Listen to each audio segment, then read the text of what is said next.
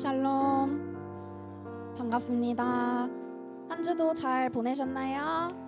네, 오늘도 예배 자리에 나오신 여러분들을 환영하고 축복합니다. 우리 다 같이 친구들에게 이렇게 인사해 봅시다. 예수님이 당신을 사랑하십니다.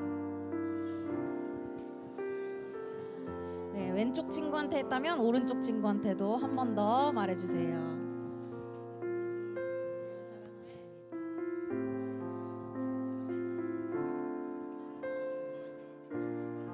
네, 서로 한 주 동안 안부를 짧게 나눠볼까요? 예수님의 사랑을 많이 느끼며 한 주를 보냈는지 궁금합니다.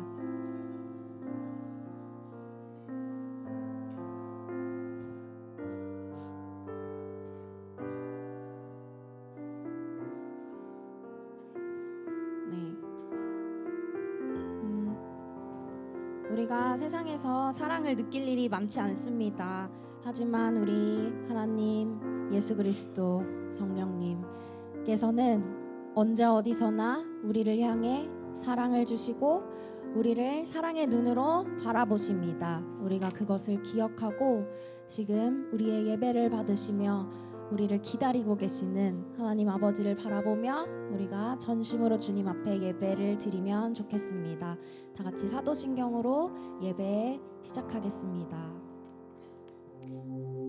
전능하사 천지를 만드신 하나님 아버지를 내가 믿사오며 그 외아들 우리 주 예수 그리스도를 믿사오니 이는 성령으로 잉태하사 동정녀 마리아에게 나시고 본디오 빌라도에게 고난을 받으사 십자가에 못 박혀 죽으시고 장사한 지 사흘 만에 죽은 자 가운데서 다시 살아나시며 하늘에 오르사 전능하신 하나님 우편에 앉아 계시다가 저리로서 산자와 죽은 자를 심판하러 오시리라.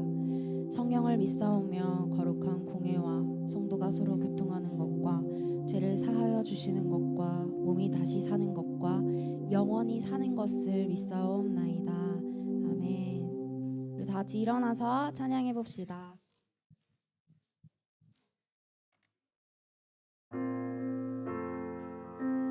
우리 오늘 처음 찬양하는 건데요.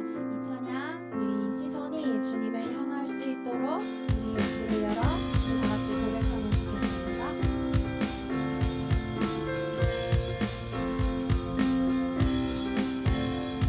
나의 시선이 나의 마음을 향할 때 자꾸 초라하고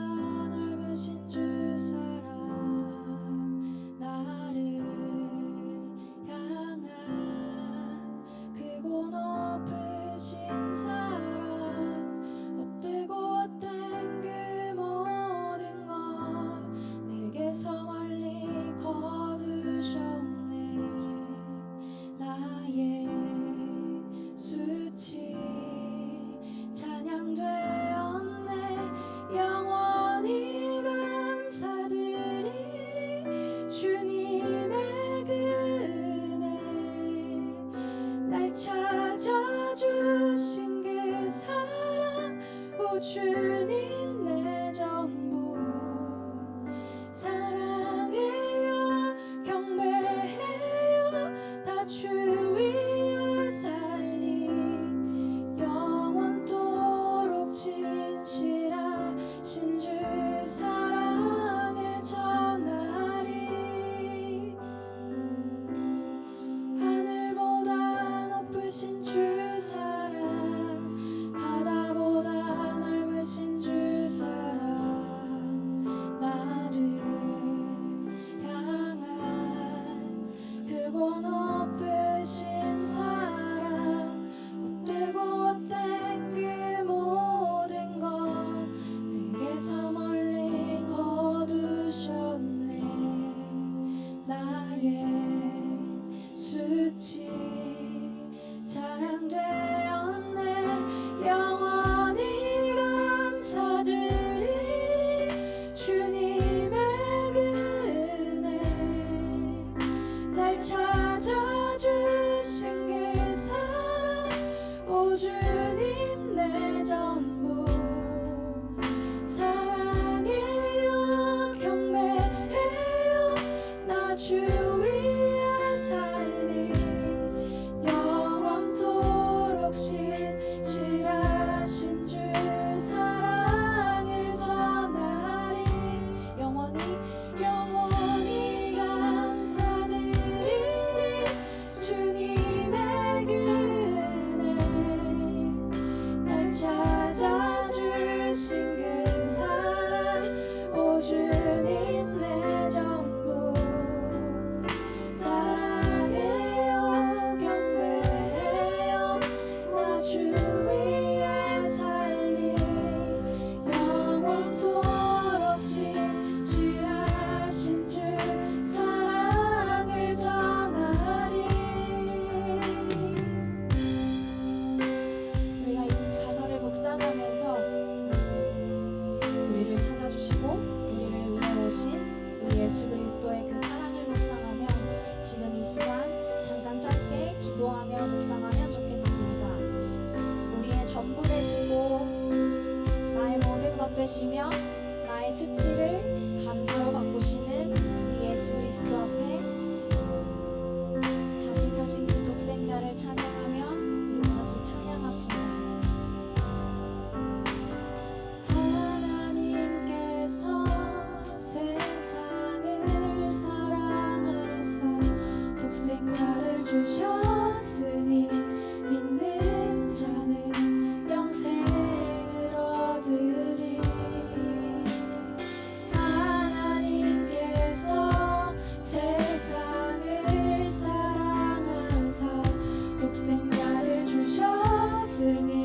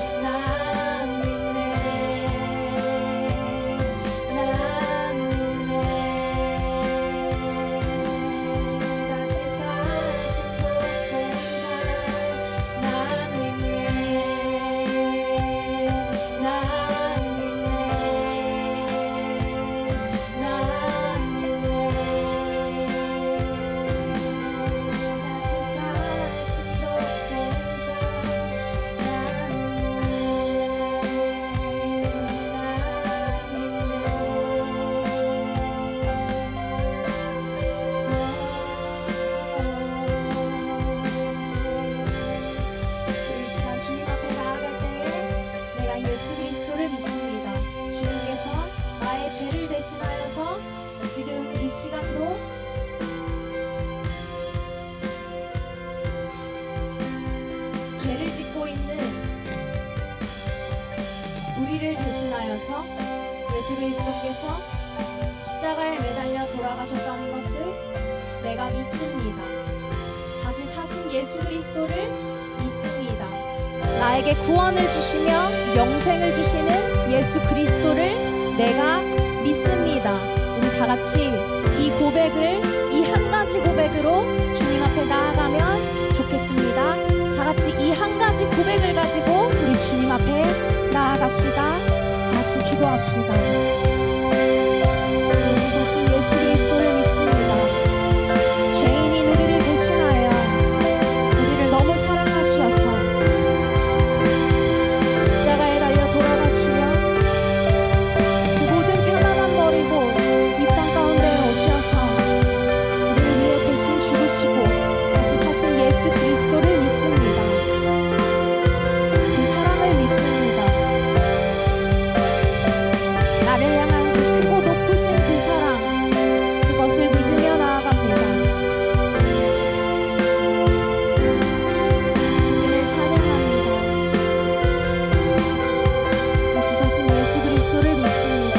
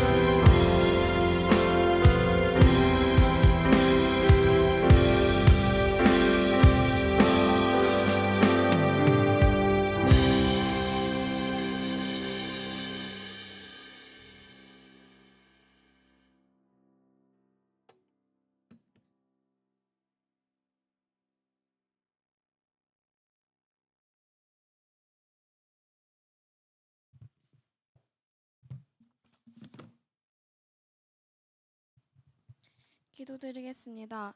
하나님 아버지 감사합니다. 오늘도 이렇게 한자리에 모여 예배할 수 있게 해주심에 감사드립니다. 한 주간 지내면서 알게 모르게 지은 죄들이 있다면 이 시간 회개하오니 용서해 주세요. 시험 기간이 다가오고 있습니다. 다가올 시험 기간 동안 하나님께 더욱 의지할 수 있도록 도와주세요. 고3을 위해 기도합니다. 중요한 시기를 지나고 있는 저희들의 마음에 평안을 주셔서 하나님과 동행하며 잘 견뎌나갈 수 있도록 도와주세요. 세상 사람들과 같은 목표를 두는 것이 아닌 하나님 안에서 하나님 나라를 위한 목표를 바라보며 나아갈 수 있게 해주세요. 이제 말씀을 듣습니다. 말씀 전하시는 목사님께 성령 충만함을 주시고 말씀 듣는 저희도 딴짓하지 않고 집중해서 잘 들을 수 있게 해주세요. 오는 한 주간도 하나님의 말씀 기억하면서 하나님의 자녀로 살아갈 수 있도록 인도해 주세요. 예수님의 이름으로 기도드립니다. 아멘. 자리에 앉아서 성경 봉독하도록 하겠습니다. 오늘의 말씀은 여호수아 3장 1절에서 8절 말씀입니다.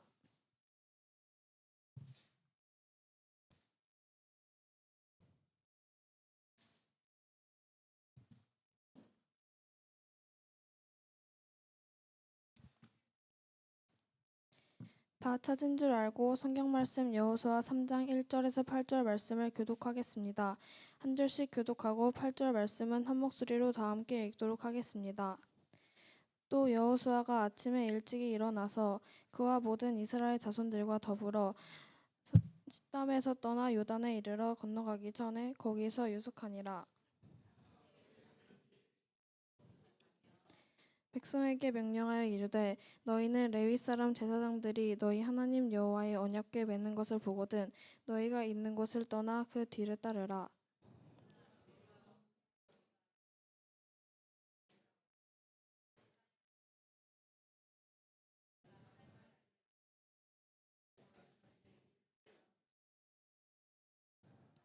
여호수아가 또 백성에게 이르되 너희는 자신을 성결하게 하라. 여호와께서 내일 너희 가운데에 기이한 일들을 행하시리라.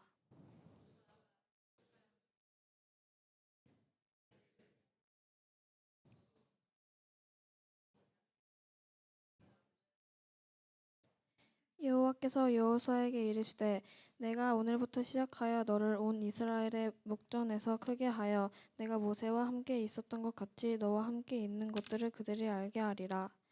너는 언약궤를 맨 제사장들에게 명령하여 이르기를 너희가 요단 물가에 이르거든 요단에 들어가서 하라. 아멘.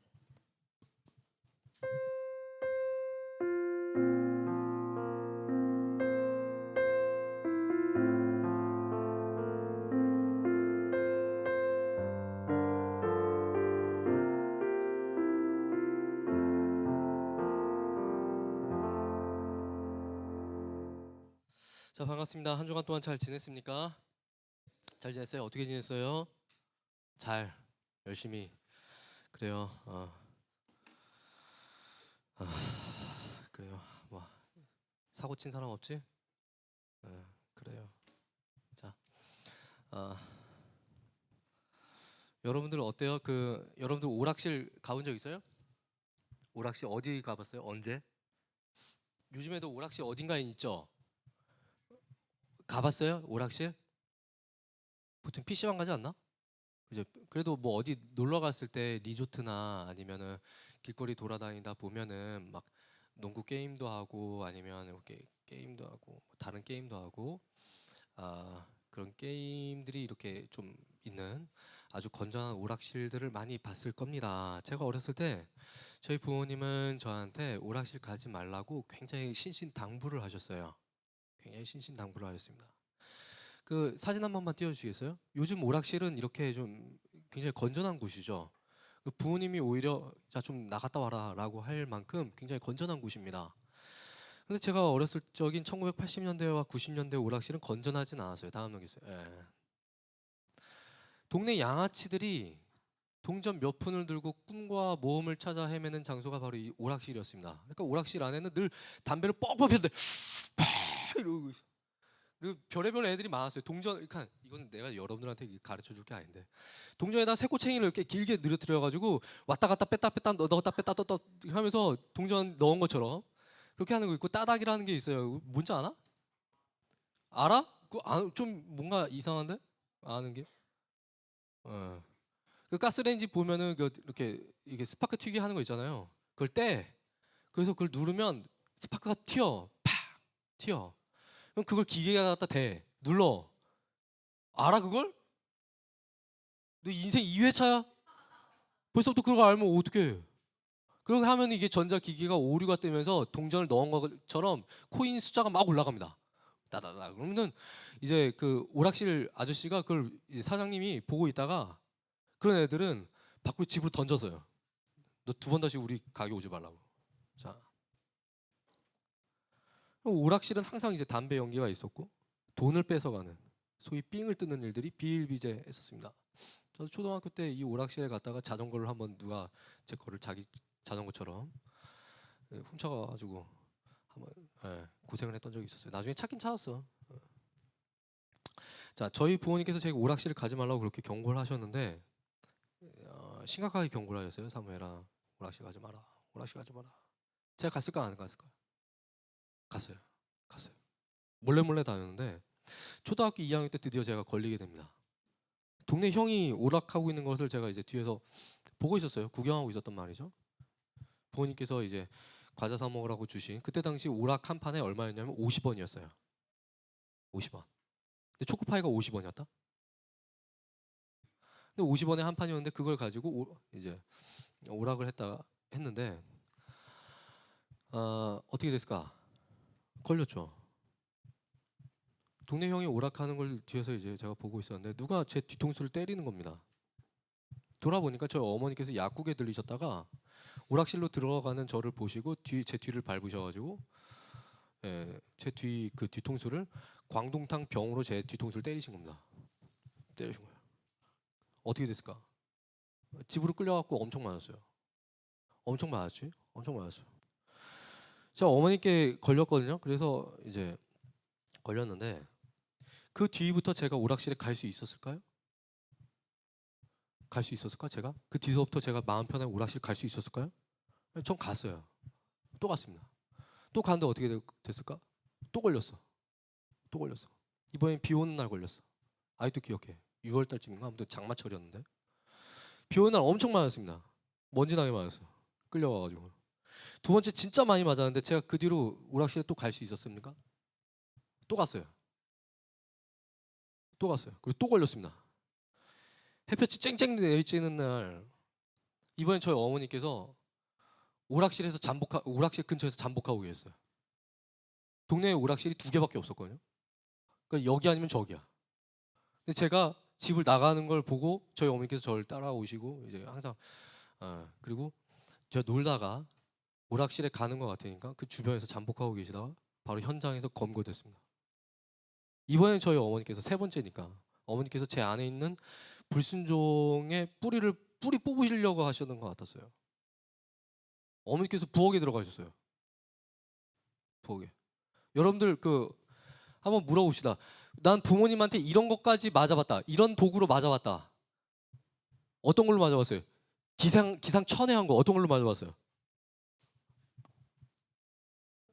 요즘에 좀 서구식이라서 부모님이 손으로 이렇게 때리시나? 아니야? 어떤 걸로 맞아봤어요? 자, 30cm 자, 50cm 자. 그 정도는 거의 검 아니냐? 뭘로 맞아봤어? 안 맞아봤어? 그래. 오냐오냐 컸구나. 너는 안 맞아봤어? 그래. 넌 맞아봤냐? 지안이 맞아봤어? 뭘로 맞아봤어? 팽이채 대로? 채찍 아니야 그거? 자 그럼 우리 어른들한테 한번 여쭤보겠습니다. 우리 어른들은 뭘로 때려 보셨습니까? 뭘로 때려 보셨어요? 안 때려 보셨어요? 자 정은혜 이사님 뭘로 때려 보셨습니까? 국자 나무된 거? 자 우리 신재인 이사님 뭘로 때려 보셨어요? 고무장갑으로 별로 안 아플 것 같은데 부장님 혹시 때려 보셨습니까? 기억이 없으십니까? 자녀들은 기억이 있을 거예요. 야. 저희 부모님이 이제 어머니가 그 부엌에 들어가시더니 뭘 가지고 오셨냐면은 칼국수를 만들 때 쓰시는 홍두깨를 들고 나오셨습니다. 그때 제 나이가 초등학교 2학년이었어요. 초등학교 2학년. 그걸로 제가 맞았거든요. 보통 이제 저희 부모님이 화가 나시면 뭘로 때리시면 손에 잡히는 걸로 이제 막 때리세요. 뭐 빗자루, 파리채, 뭐 대나무 집 보면은 저희 누나들이 학교에서 실습하느라고 퉁소 이런 거 불거든요. 그거 가지고 때려. 그거 가지고 맞는 거야. 어쩔 때 아버지 가죽띠로 이제 맞기도 하고. 그래서 지금은 이제 그러진 않은데 그러면 이제 바로 아동 학대로 신고가 들어가겠죠. 그때 당시에 이제 낭만이 있었던 시기였기 때문에 그런 걸로 이제 팬다 해도 주변에서는 그렇구나 그런 시절이었어요. 저희 부모님 이제 어머니가 홍두깨를 들고 나오셨습니다. 홍두깨로 이제 맞았어요. 제가 그때 이후로 뭘 깨달았냐면은 이렇게 맞다가 내가 죽을 수도 있겠구나. 그 다음부터 제가 갈 수 있을까요? 없었을까요? 갈 수 있었을까? 그렇게 맞았는데 홍두깨로 맞았는데 홍두깨로 맞았다니까 한 번도 안 맞아봤죠 홍두깨로. 이만해 진짜 그걸로 맞으면 죽어. 잘못 맞으면 머리 맞으면 죽는다니까. 제가 그걸로 맞았어요 초등학교 2학년 때. 그 다음부터 오락실을 안 갑니다. 절대 안 가. 대학교에 입학을 해가지고 저 담임 목사님이 저희 동아리 선배님이세요. 근데 회식을 하고 동아리에서 회식을 하고 선배들이 야 우리 밥 먹었으니까 오락실 가자 이렇게 막 선배들이 막 끌고 가 오락실. 그럼 저는 바깥에서 기다리고 있었어요. 선배들 오락 다 끝날 때까지 바깥에서 이러고. 그 정도는 안 갔습니다. 그 오락실에 대한 안 좋은 추억이 있어서 그런지 저는 지금까지도 오락실만 보면 그 생각이 나요. 두들겨 맞던 거. 그리고 가면 안 되겠다. 제가 갈 때는 언제인가 학생들 청소년 애들 이제 데리고 다닐 때 애들이 목사님 저기 한번 가보고 싶어요. 그럼 가자. 가는 거야. 난 이제 안 좋은 추억 때문에 이제 가만히 있는 거지. 가서도. 자, 이스라엘 백성들이 여리고 앞에서 하나님께 불순종했던, 가나안 땅 들어가기 전에 하나님께 불순종했던 전적이 있어요. 전적이 있어요. 불순종해가지고 그 벌로 광야를 뺑뺑이를 도는데 몇 년? 40년. 40년. 이스라엘이 탈출해가지고 가나안 땅에 들어가고자 했다면 직선거리로 11일밖에 되지 않습니다. 11일밖에 되지 않는 그 거리를 40년 동안 뺑뺑이를 돈 거야. 그리고 참 희한한 게 그 벌로 광야를 돌아다닐 때에 징계하신 하나님을 생각하지도 않고 얘네들이 뭘 했냐면 틈만 나면 하나님께 불순종하는 거야. 대표적인 예가 민수기 25장에 나옵니다. 이스라엘은 미디안 지역에 있는 여인들과 음란하게 행동을 했어요. 그리고 그 여인들과 함께 우상 숭배를 같이 합니다. 그러니까 그에 대한 대가로 하나님이 이스라엘 공동체에 뭘 내리셨냐면 코로나와 같은 전염병을 내리셔서 한 방에 2만 4천 명을 죽이세요. 그런데 그 장소가 어디냐면은 시딤이라고 하는 곳입니다. 시딤. 여러분들 오늘 읽은 말씀 1절 말씀 다시 한번 볼까요? 자, 여호수아 3장 1절 말씀을 다시 한번 봅시다. 자. 또 여호수아가 아침에 일찍 일어나 그와 모든 이스라엘 자손과 더불어 어디에서 떠났다고 해요? 시딤에서 떠났다고 해요. 시딤. 자, 이 시딤은 이스라엘에게 있어서 뼈아픈 기억을 떠올리게 하는 장소였을 겁니다. 마찬가지로 저한테 오락실이라는 장소가 그렇듯이 이스라엘한테는 트라우마로 남아있는 장소였을 거예요. 이 시딤에서 하나님께 거역했다가 한 방에 죽은 기억이 있었기 때문에. 이스라엘에게서 있어서 시딤이라는 장소는 잊어버리고 싶은, 지도에서 삭제해버리고 싶은 장소였을 거예요. 부끄러움의 장소였다 이거죠. 반역의 장소였고 부패의 장소였고 하나님께 저주받았던 저주의 장소였습니다. 그런데 이곳에서 드디어 이스라엘이 이제 떠나요. 이곳에서 드디어 떠납니다. 시딤에서 떠나서 요단에 도착하는데 요단의 뜻이 무엇인가 하면 내려놓다라고 하는 뜻을 가지고 있습니다. 요단, 내려놓다. 죄의 짐을 다 내려놓을 곳. 험난한 세월과 함께 자신들의 흑역사를 내려놓을 곳. 바로 그곳에 그 요단에 이제 이스라엘과 여호수아가 도착을 딱 하는 거예요. 우리도 교회를 다니긴 하지만 여러분들 하나님께 불순종했던 기억들 얼마나 많이 있습니까? 반역을 했던 과거 얼마나 많이 있습니까? 우리는 다 그런 사람들이에요. 우리가 하나님을 믿는다고 하지만 하나님께 반역을 하고 하나님께 죄를 지은 기억들이 얼마나 많이 있습니까? 저마다 하나님이 살아계시다는 건 알아요. 그런데 죄를 짓기도 하고 하나님을 의심하면서 하나님의 살아계심을 의심하면서 죄를 짓기도 하는데 어쨌거나 죄를 참 많이 짓고 산다는 말이죠. 우리가 다. 그런데 진짜 희한한 게 있어요. 진짜 희한한 게 뭐냐? 우리가 죄를 짓는데도 불구하고 다은아 예배 시간에 지우랑 막 떠들고 막 그래도 하나님이 너를 사랑한다니까? 널 사랑하셔. 죄인에게 은혜를 베푸시고 더 특이한 건 뭐냐면은 자신에게 예배 드리도록 만드셨다라는 겁니다. 그렇다면 우리의 행동은 어떻게 나와야 할까? 지금 이 시간 우리가 드리는 예배의 자리, 삶에서 하나님께 예배의 순간을 드리는, 예배를 드리는 이 순간의 삶이 바로 요단의 자리가 되어야 된다라는 겁니다. 요단의 자리. 내 삶이 불순종의 자리인 시딤과 같은 자리가 되는 것이 아니라 하나님께 순종하고 하나님께 나아가는 요단과도 같은 그런 자리가 되어야 된다는 것이죠. 이스라엘이 이 자리에서 구체적으로 어떤 짐을 내려놓게 되었을까? 제가 성경을 보니까 구체적으로 두 가지 짐을 내려놓았던 것 같아요. 오늘 이 두 가지 짐을 여러분들과 함께 나누면서 오늘 우리가 가지고 있는 이 두 가지 짐 함께 내려놓겠다고 다짐하고 결단하는 그런 시간이 되었으면 좋겠습니다. 첫 번째는 뭐냐면은 하나님의 일하심을 믿지 못했던 과거의 짐이에요. 하나님의 일하심을 믿지 못했던 과거의 짐. 3절 말씀을 보면 여호수아는 제사장들이 언약궤를 매게 하고 백성들이 2,000규빗 약 1km 떨어져서 언약궤를 따르라고 합니다. 여러분 언약궤가 뭐예요? 언약궤. 자, 십계명이 담긴 나무 상자. 그런데 이곳에 십계명만 담겨 있는 게 절대로 아닙니다. 아론의 쌍난 지팡이, 만나를 담았던 항아리와 십계명 두 돌판 들어 있었어요. 여러분 잘 생각해 봅시다. 잠깐만. 점검 한번 해보자. 아론의 쌍난 지팡이 들어는 봤다. 손 한번 들어봅시다. 한 명밖에 없어? 회장, 회장 여기. 전대 회장. 너님이요, 너님. 날 피하고 있어. 그래.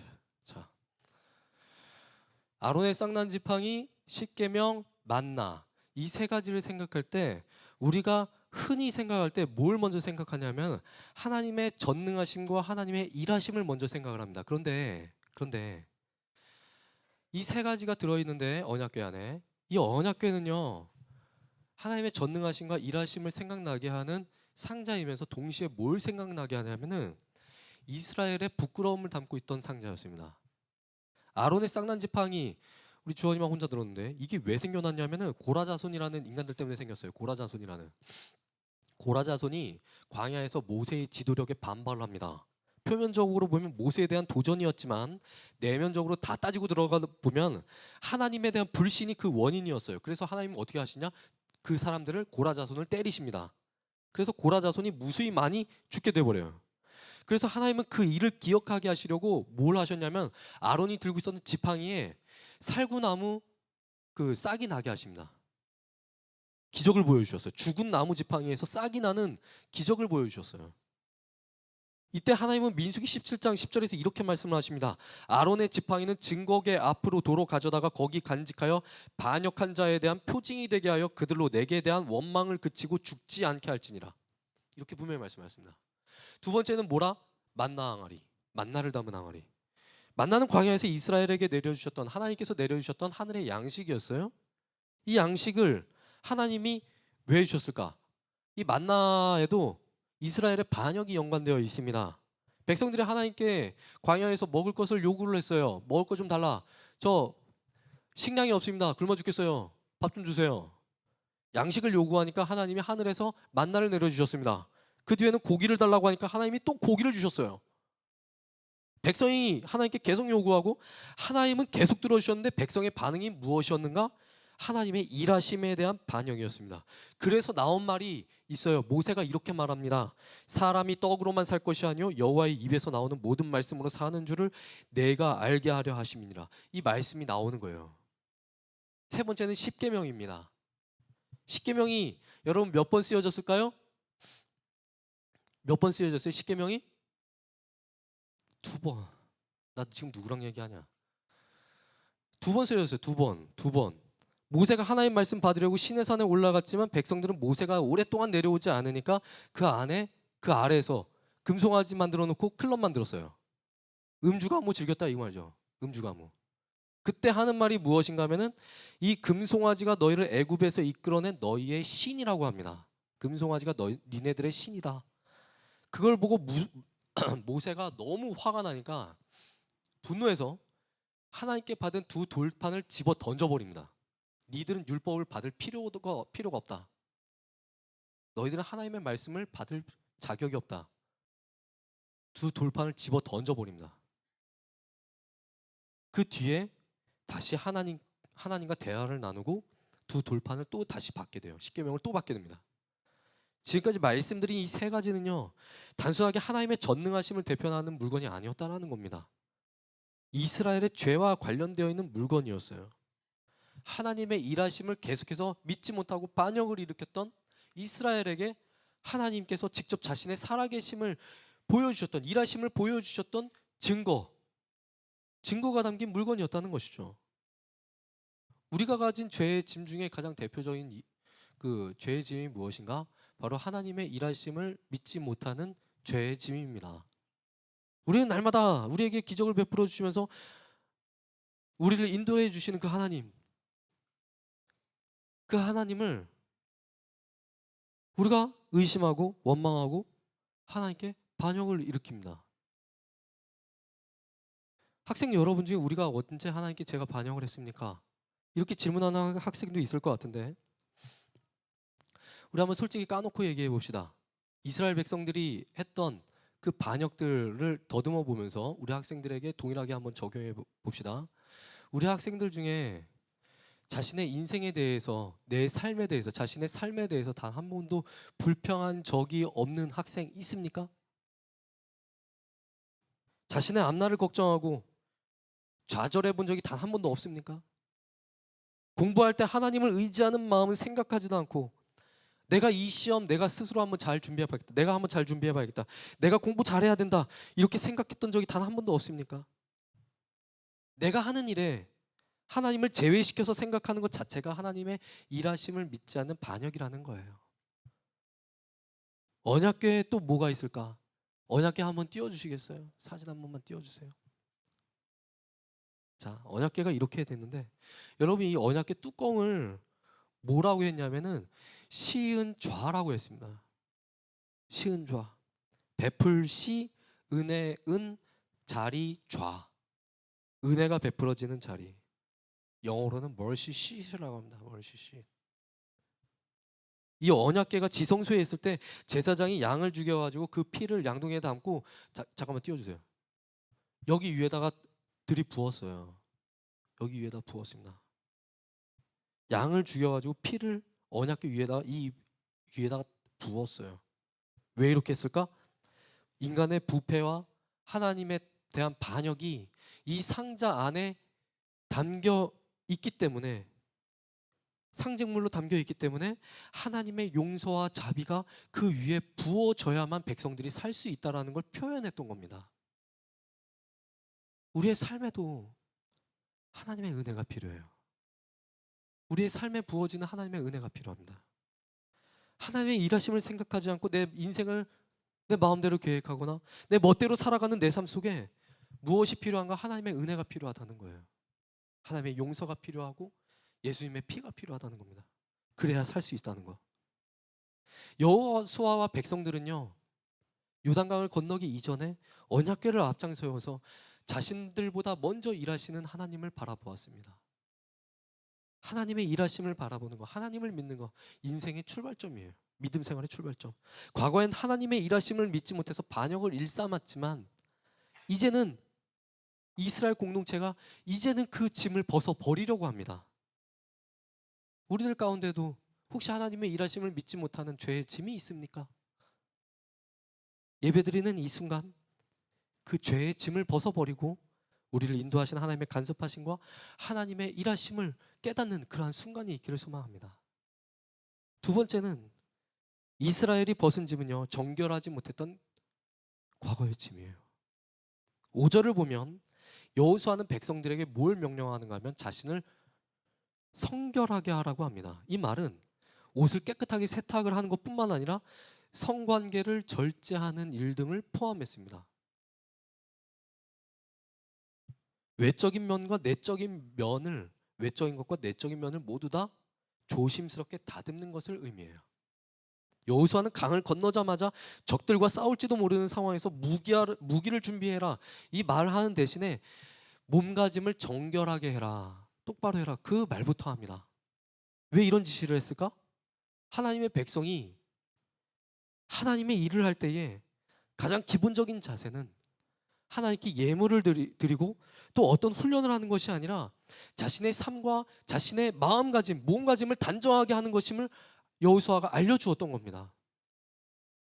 경건과 거룩을 유지하는 일이 하나님을 믿는 자녀들에게 최우선이다, 그것을 말해주고 있었던 거예요. 이스라엘 사람들이 광야에서 틈만 나면 음란에 빠졌습니다.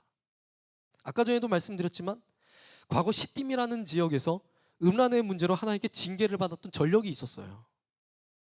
여호수아는 다시 이스라엘이 그 죄에 빠지지 않도록 하기 위해서 지금 그렇게 조바조바한 마음으로 그런 명령을 내렸던 겁니다.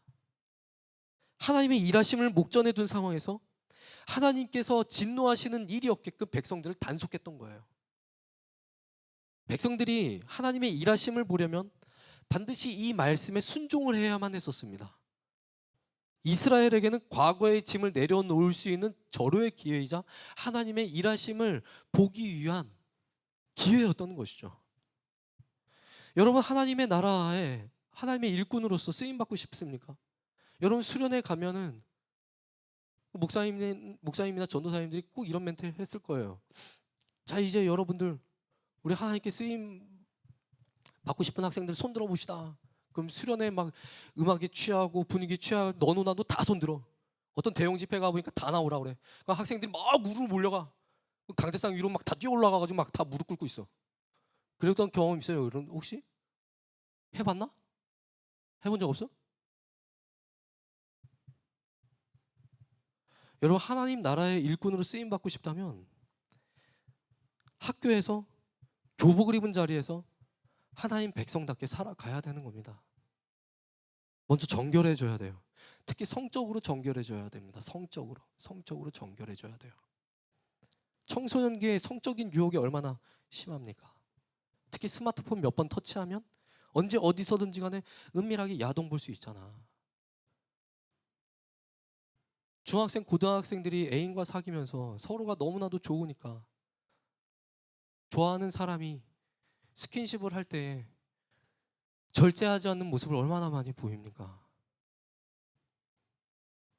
내가 좋아하는 오빠가, 내가 좋아하는 여자친구가, 남자친구가 성적으로 나에게 스킨십을 해올 때 이 마귀 새끼야 물러가라 이렇게 얘기는 못 하잖아. 그렇게는 못 하잖아.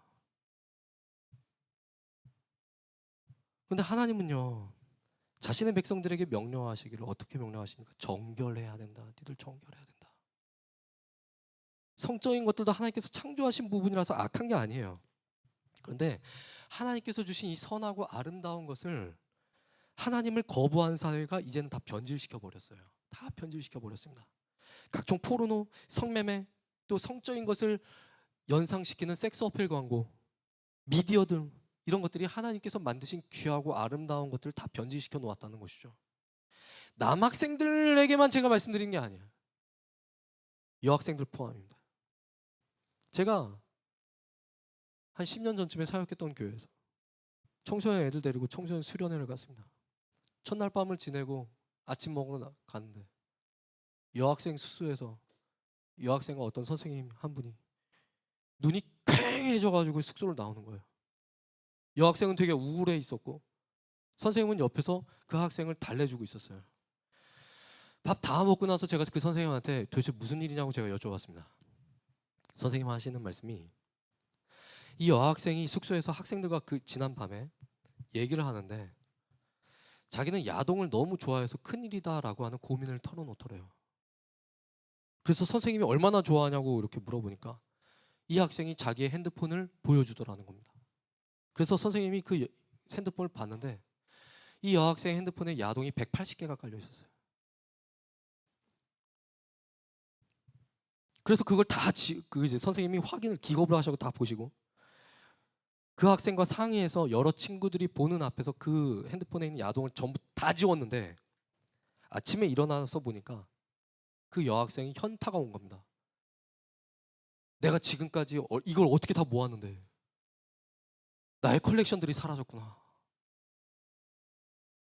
현타가 왔답니다. 후회하는 거죠. 그래서 선생님이 밤에 늦게까지 달래시느라고 선생님 얼굴이 푸석푸석해졌던 겁니다. 그런 의미에서 우리 학생들 핸드폰 좀 한번 볼까? 핸드폰에 뭐 깔려있냐? 웃어? 자, 하나님의 자녀가 정결해야 한다는 것은 기본 중에 기본이에요. 저뿐만 아니라 우리 선생님, 우리 학생들 전부 다 포함되는 말입니다. 다 포함되는 말입니다. 그래야 쓰임 받을 수 있습니다.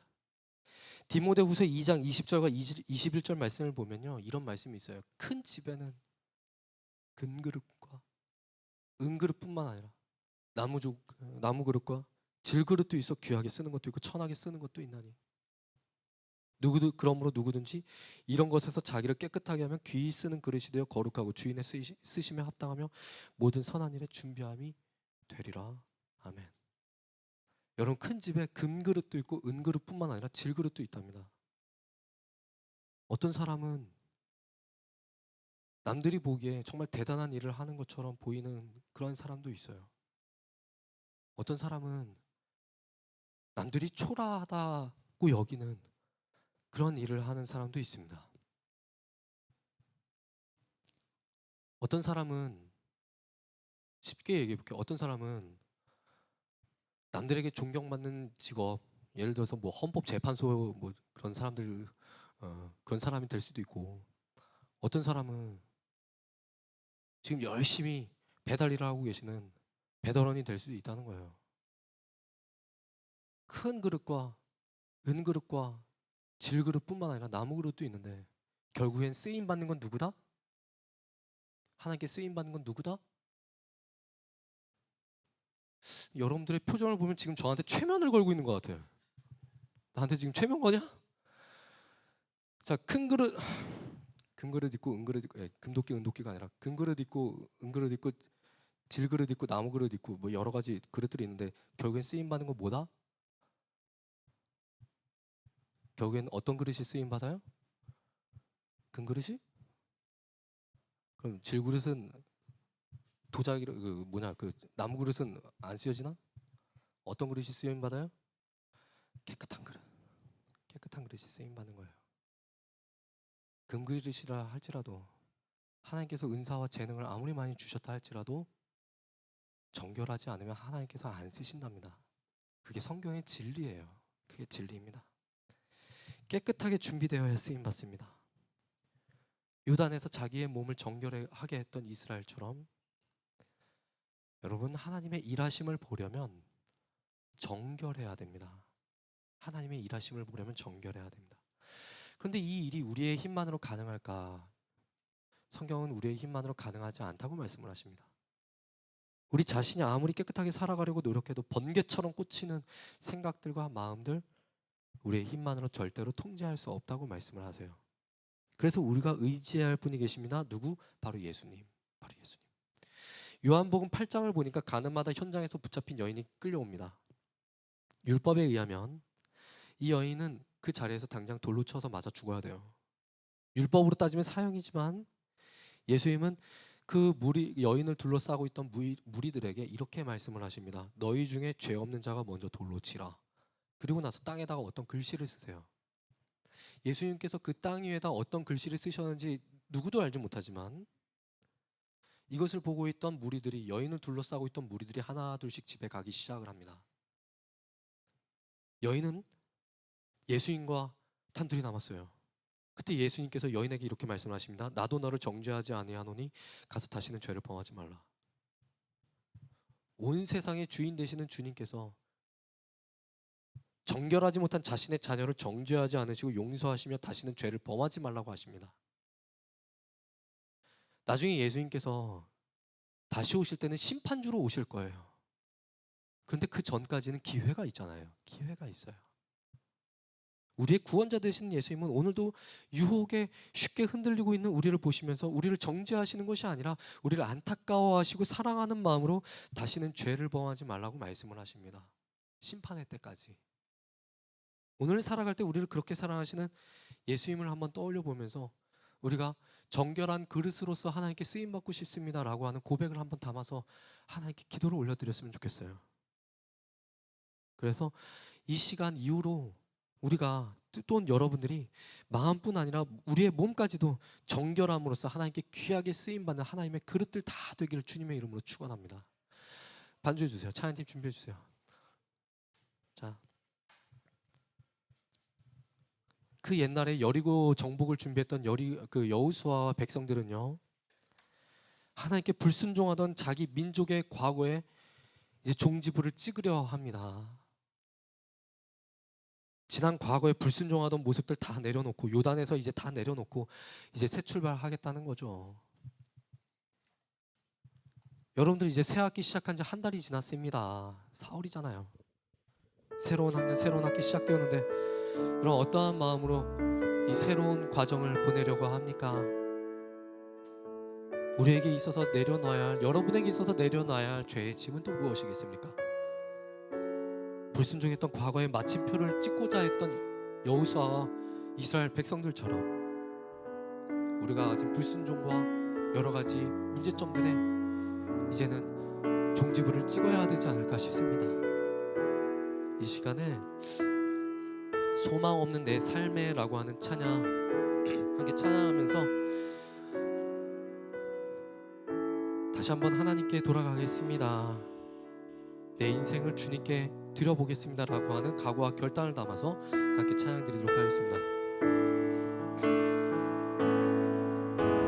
소망 없는 내 삶에 새 생명 허락하신 날 향한 주님의 은혜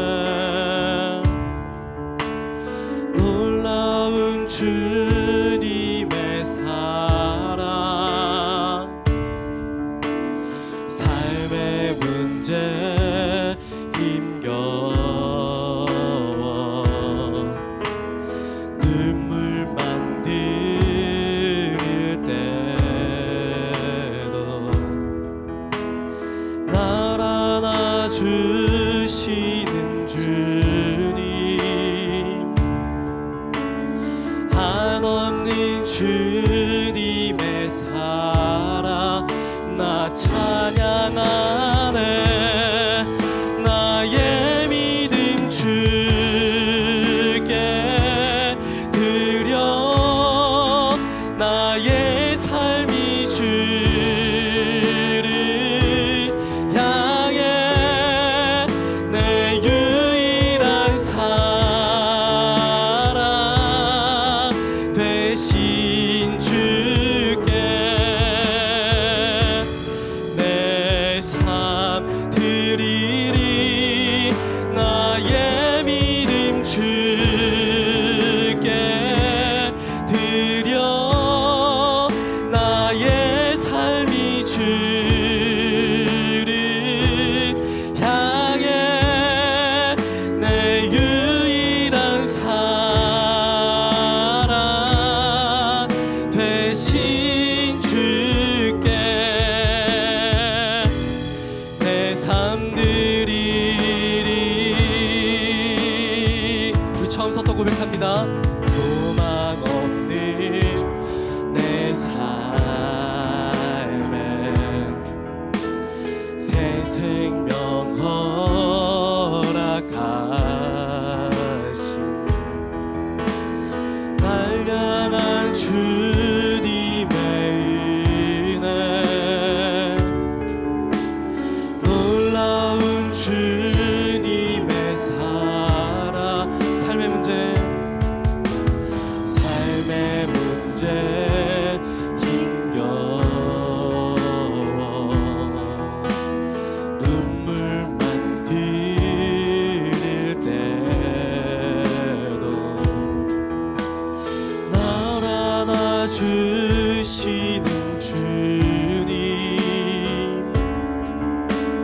한없는 주님의 사랑 나 찬양하네. 나의 믿음 주께 드려, 나의 삶이 주를 향해 내 유일한 사랑 되신 주께 내 삶 드리리. 나의 믿음 주께 드려, 나의 삶이 주를 향해 내 유일한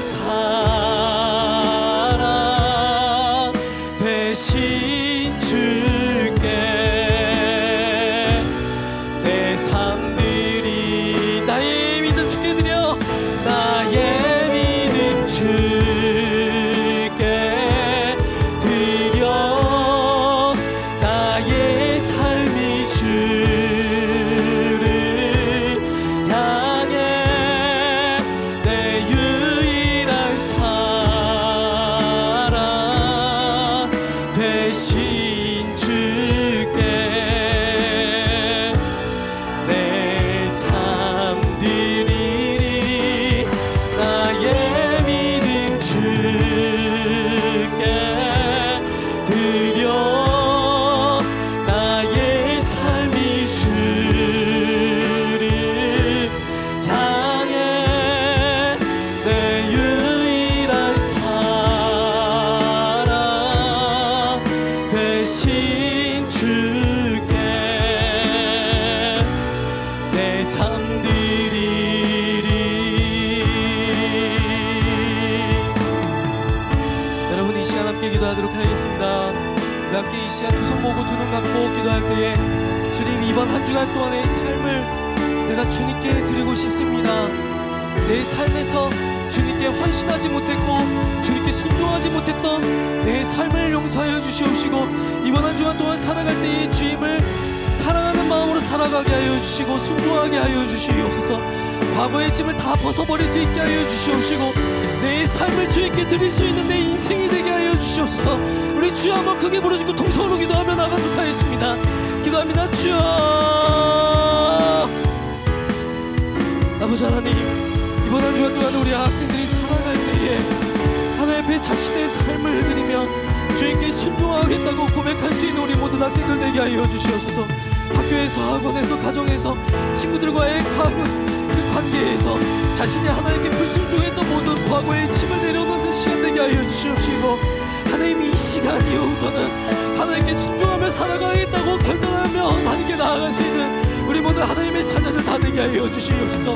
하나님께 쓰임받는 그런 귀한 그릇들 다 될 수 있게 하여 주시옵시고, 하나님께 순종함이 기쁨 되게 하여 주시옵소서. 하나님께 자신의 인생을 드릴 수 있는 우리 대성교회 청소년 학생들, 우리 대성교회 선생님들 다 될 수 있도록 주여 도와주시옵소서.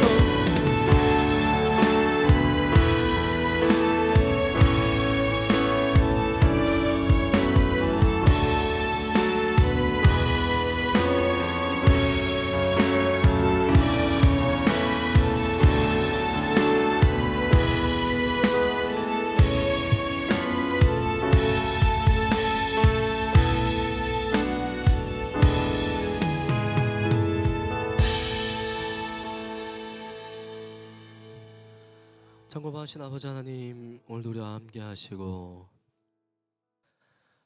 오늘 말씀을 통하여서 우리가 가지고 있었던 죄의 짐에 대해서 다시 한번 생각하게 하시고, 또한 이제부터는 하나님의 말씀대로 한번 살아보겠습니다, 주님 앞에 정결한 그릇이 되어 보겠습니다라고 결단할 수 있는 시간 주시니 참으로 감사드립니다. 하나님 아버지, 우리가 하나님의 뜻대로 하나님의 말씀대로 살아가고자 하지만 지금까지 살아왔던 내 고집이, 내 가치관이, 내 라이프 스타일이 하나님께 달려가는 것을 막고 있었던 것을 생각해 봅니다. 아버지 하나님, 이 시간 이후로 세상의 줄과 연결되었던 그 모든 것들 다 끊어버리게 하여 주시옵시고, 이번 한 주간 동안 살아갈 때에 죄의 짐을 내려놓고 하나님께 헌신하며 나아가겠다고 결단할 수 있는, 또한 삶의 자리에서 그렇게 하나님께 영광 올려드릴 수 있는 우리 학생들과 선생님들 다 되게 하여 주시옵소서. 하나님 아버지, 우리가 살고 있는 이 시대가 너무나 다 악합니다. 아버지 하나님께서 이 악하고 음란한 세대 가운데서 우리를 보호하여 주시옵시고, 시험에 들지 않도록 주님께서 늘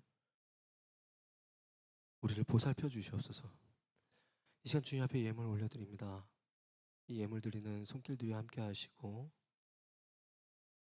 또한 예물 대신 자신의 마음을 드리는 우리 학생들이 있다면 주님께서 그 마음까지도 받아주셔서 항상 먹이시고 입혀주시는 은혜가 그 학생에게 있게 하여 주시옵소서. 예수님의 이름으로 기도하며 이제는 우리 주 예수 그리스도의 은혜와 하나님 아버지의 무한하신 사랑과 성령님의 교통하심이 지금 이 시간 과거의 짐을 내려놓고 하나님께 순종하며 정결한 그릇으로 쓰임 받아보겠다고 결단한 우리 학생들과 선생님들 위해 이제로부터 영원 무궁토록 그 은혜가 함께 있을지어다. 아멘.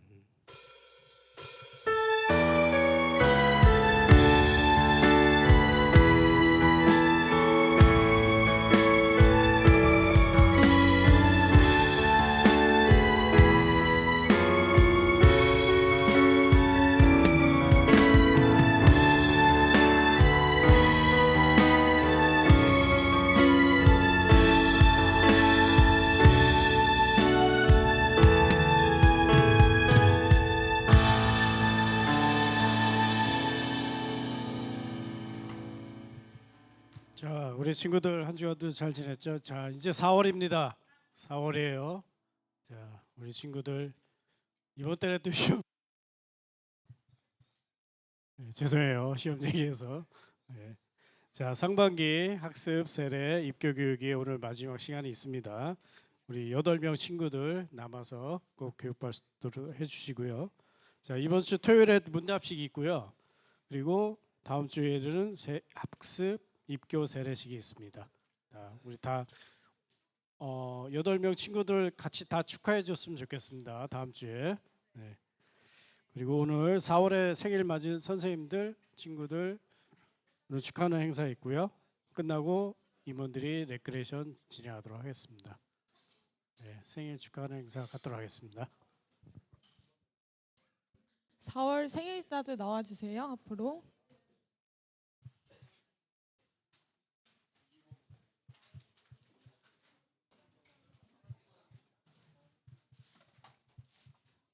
(4월) 생일자들 앞으로 나와주세요.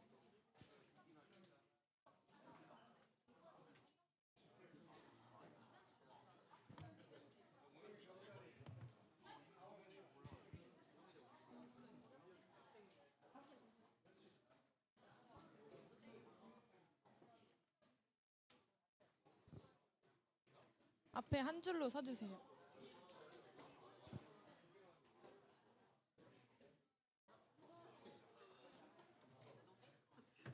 반주 준비해 주세요.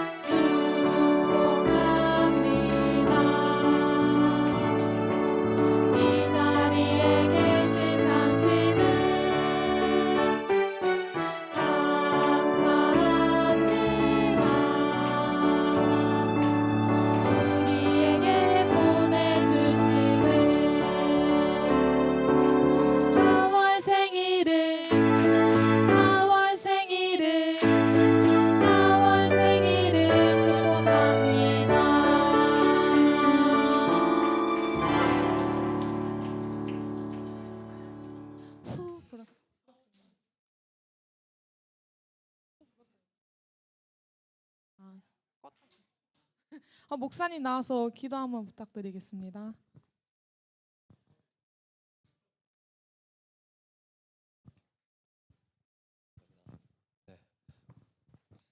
기도하자. 참 고마우신 아버지 하나님, 우리 4월 생일을 맞은 우리 학생들과 또한 선생님이 이렇게 계십니다. 하나님께서 귀한 하나님의 자녀들 우리 부서로 보내주시고 또 이렇게 우리 공동체 안에서 만나게 해주셨는데, 우리 학생들과 우리 선생님 주님의 품 안에서 건강하고 또한 주님의 자녀로서 이 땅을 밝히는 귀한 인재로서 또한 주님의 자녀로서 그렇게 살아갈 수 있도록 도와주시옵소서. 예수님의 이름으로 기도합나이다. 아멘.